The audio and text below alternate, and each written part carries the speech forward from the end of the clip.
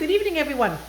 Manlio and I thought it would be kind of fun thing to do to invite you into our kitchen and to share some of our favorite recipes that we make once in a while or from time to time, especially since they bring back memories from home. So tonight we are making pasta alla matriciana.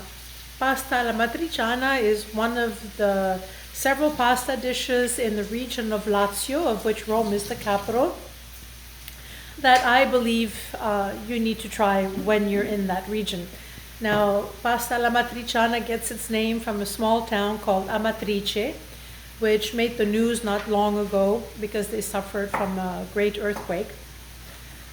And in this particular sauce, we will give you, for this particular sauce, we will list the ingredients at the end of this video.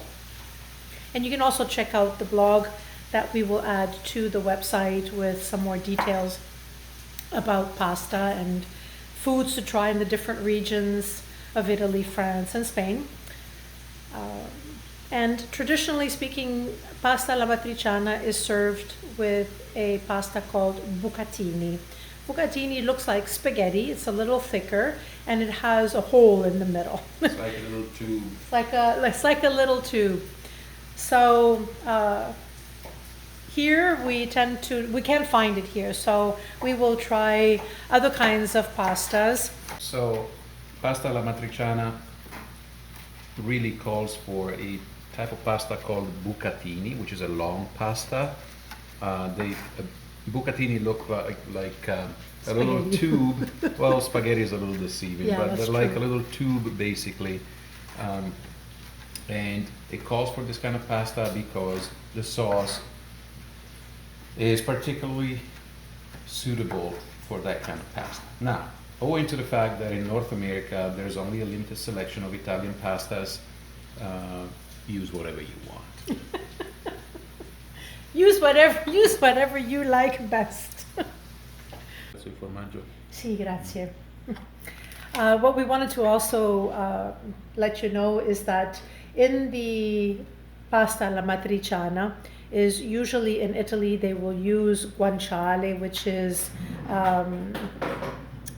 the pork cheek, and we're not going to find that here, and that is why we use a combination of bacon and pancetta. I'll enjoy my piece of cheese with a glass of wine. And here are the ingredients that we use and that Manlio puts in his Amatriciana pasta sauce. So first, right here on the cutting board, we have a hot pepper, which we purchased here at the local store. And it's a very small orange pepper, which you can find. And we also used to use the Thai red pepper. We don't use any green hot peppers because they're going to change the flavor of the pasta. So I don't recommend any of the green hot peppers. So either red or the orange one. So the other ingredients that we have, so instead of the bucatini, as I mentioned earlier, that we usually use in Italy to go with the Amatriciana sauce, we use farfalle, and of course we use the Italian brand Barilla. We also have here in the bowl, we have pancetta mixed together with bacon that we purchased here locally, which is nitrate-free, sugar-free, no hormones during the growing stages of the animal. Then we also use organic tomato, crushed tomato for the sauce. Then we have cut up here a half an onion.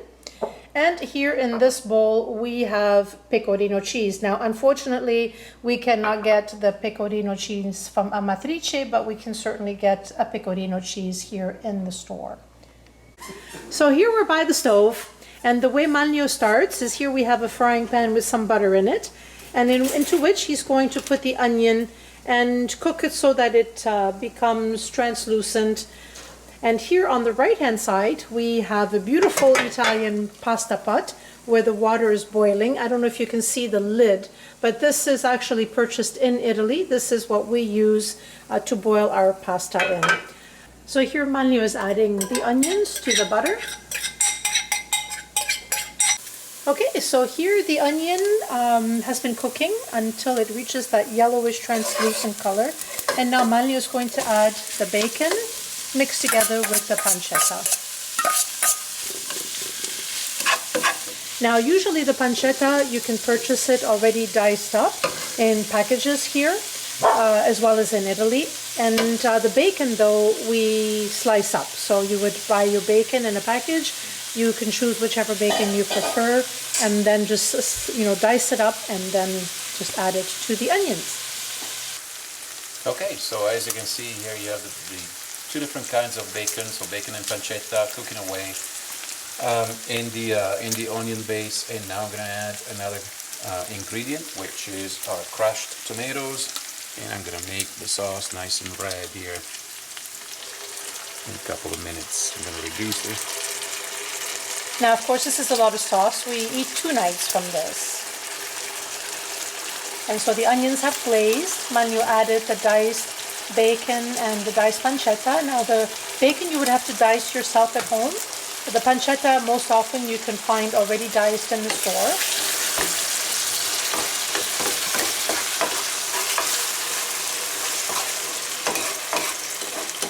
So now you let the bacon cook away in your tomato and onion base. You let it cook away for a few minutes. What I'm gonna do here is I'm gonna add just a pinch of salt, just like this. Bam! Now what I'm gonna do, the tomato and the bacon and pancetta have been cooking away on low for a few minutes now, covered. What I'm gonna do is I'm gonna add some of the peperoncino right there. This is a lot of peperoncino, so it depends on how spicy you want it to be. I'm just gonna say that I like it spicy. Bam! Here's peperoncino. I'm gonna mix it in with the rest of the sauce, like so. And I'm gonna let it cook away a few more minutes, again on low. Meanwhile, this is my water for my pasta. Here's the pasta going in. I'm just waiting for the water to boil. In the meantime, I'm gonna cover this one and I'll let it cook away on low. See you in a bit. Okay, so the sauce has been cooking away now for a few minutes, again on low. Now the last thing I'm gonna do is I'm gonna add some grated Pecorino Romano cheese, like so, a little bit. It depends on how much you like the taste of cheese. There you go. Maybe a little bit more. Bam! Just like that. Now I'll mix the cheese in with the rest of the sauce. Look at this.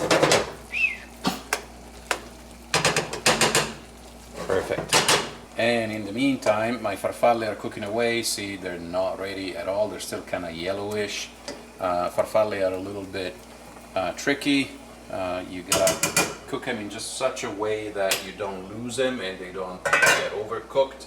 When the heart is al dente, that's when you actually switch off the gas and just serve the pasta.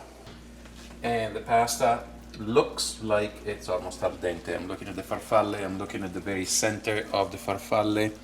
So I'm gonna go and pick one up right here. See, it breaks like that. It's still kind of yellowish, which indicates that it's not fully cooked, but you don't want to overcook it either. You want it al dente. So I'll let it go for another minute, switch it off, and leave it in the water for like another minute to finish cooking properly, and then I will drain it.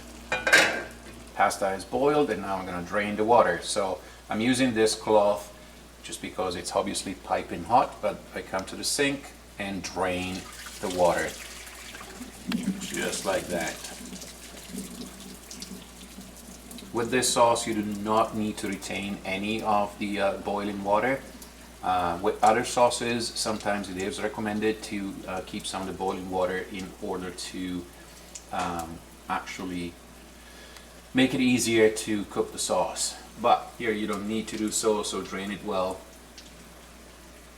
and you're done. A little bit of olive oil, there we go, so that it doesn't stick. Now, a question a lot of people are going to ask you is, do you add salt to the water before you boil your Yes. pasta? What you want to do is you want to put just a little bit of salt in the palm of your hand, and by a little bit I mean coarse salt, just in the palm of your hand, and just drop it and let the water boil. Okay. And Okay. here the pasta sauce has been cooking away on low. And it's ready to go. Ooh, Look at that. look at that.